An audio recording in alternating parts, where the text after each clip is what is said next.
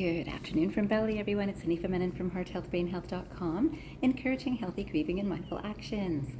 Today, I want to talk to you about the third Shakti power that we can acquire or remember at least, and not at least, because that's the highest space that we can get to is when we remember that we have these Shakti powers and then we practice them from a knowledge and understanding of them. So today I'm talking about tolerance as a Shakti power. Tolerance, a lot of people feel that they're very tolerant. They're tolerant when they talk about the crazy drivers on the road, and they'll say that.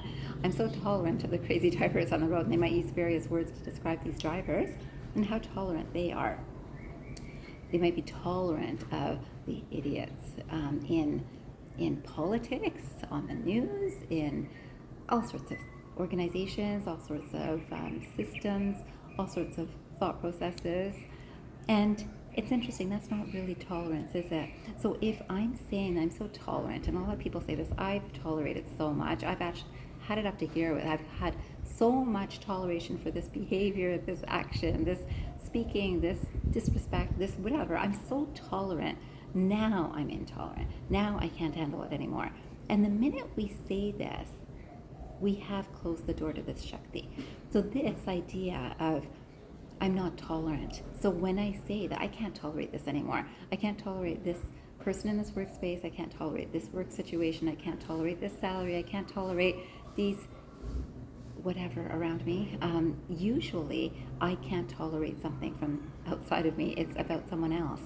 And this is also a Shakti power. This is a power. This tolerance doesn't mean that we agree with a person. It does mean that we can come from a place of understanding. So I thought this first quotation was fantastic. This quotation is by Hellen Keller, and it says, "The highest result of education is tolerance." The highest result of education is tolerance. Now, if you can see that it's not that we're actually being trained this way in education. In education, there's a lot of, well, you better report that, or better go to the supervisor for that, because that's not something you should be tolerating. Now, there are things that we need to express that are really not right, that may be happening in a workplace. But the tolerance is understanding from another person's perspective. So this education in tolerance, I definitely believe has been lost from our educational system because, again, in schools, what I'm seeing in primary schools, in young schools, it's very much about, oh, you know what, that child has a problem, is making a problem for everyone else. There's no tolerance.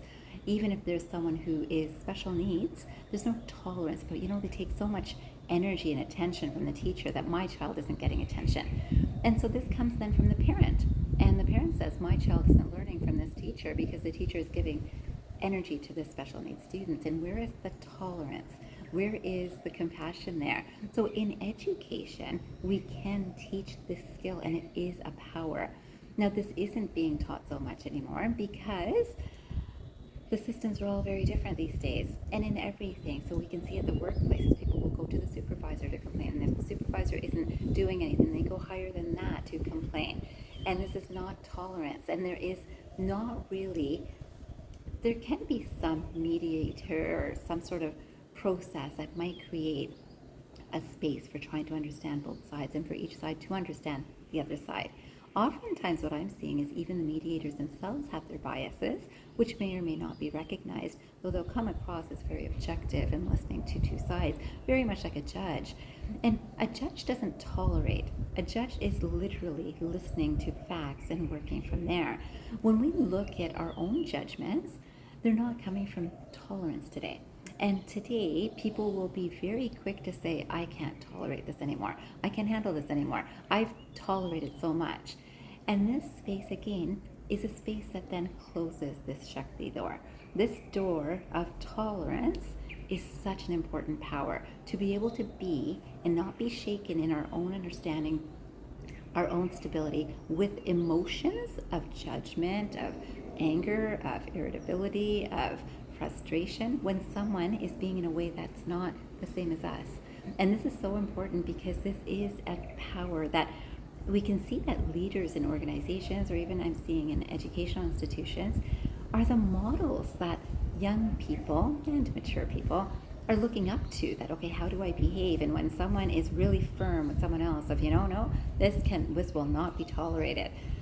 Let's say a person is coming in late every day for school.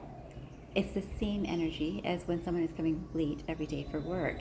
When the first perspective is, are you okay? It's very different than, I see you're late again, because all I'm concerned about is that this work is done. And you're disrupting the rest of the group in some way, and you're disrupting the rest of the class. So in this sort of way, it's much more judgment and criticism that comes from a space that could be really easily handled with tolerance and understanding. So I thought the next quotation that I came across was even better for helping you understand what tolerance is. This quotation is by Joshua Loth Liedman, and it says, "Tolerance is the positive and cordial effort to understand another's beliefs, practices, and habits without necessarily sharing or accepting them." Sharing or accepting them. Accepting for that person is a different space than accepting it for myself. I can accept that, okay, I don't actually agree with that sort of behavior, that sort of speaking, that sort of style, whichever thing I may not agree with, but I can accept that that's where that person is.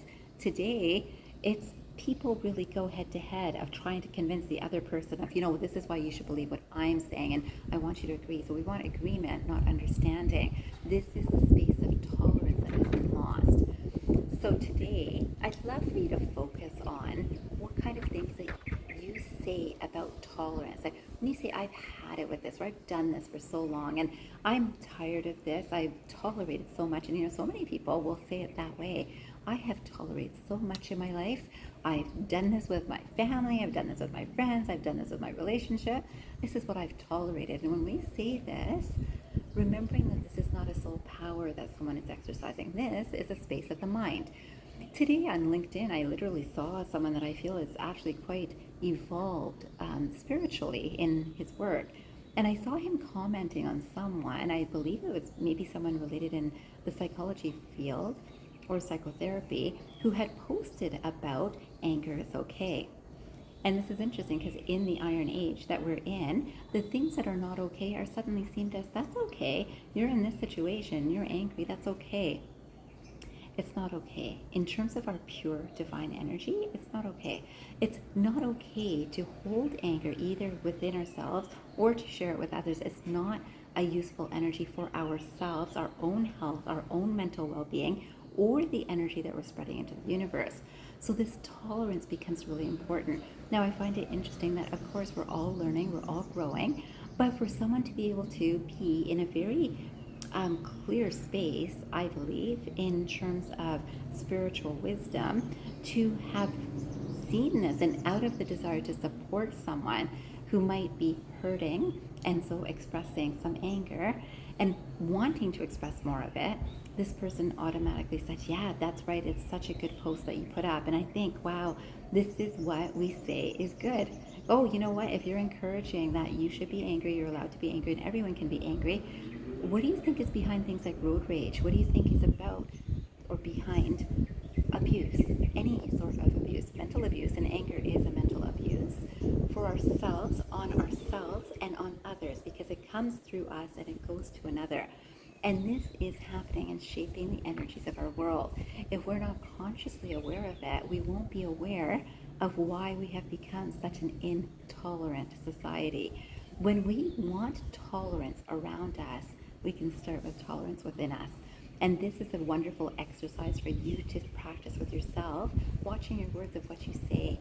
So if you're noticing that, oh, I just can't take it anymore, see, what does that tell you about your tolerance? Now I tell you to say the exact opposite.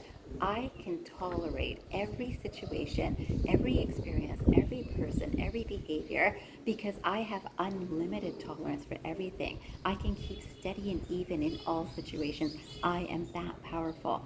That power is Shakti power. That power is coming from a divine source, coming through your body, your form, and will share with the world exactly what you would like to experience and share. This tolerance is something that we all deserve to receive, and everyone deserves to receive from us too. I thought I'd finish with this one last quotation. It says, eyes see only light, ears hear only sound, but a listening heart perceives meaning. Deep. You know I love quotes like this. So it says again, eyes see only light, ears hear only sound, but a listening heart perceives meaning.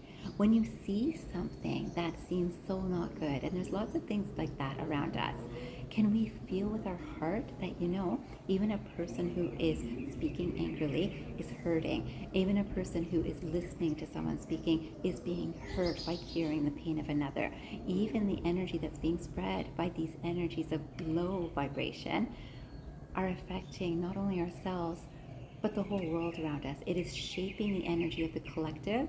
And today, I hope that we'll all take our own personal responsibility of what we put out into the world. And I know that we can do this because these are our inherent natures. It just takes a mindful attention, a focus, a desire to want something different for ourselves in the world. I wish this for all of us, and I wish you have a fantastic day ahead. I hope you remember, transform your mind and transform your life. Have a great day or night, everyone.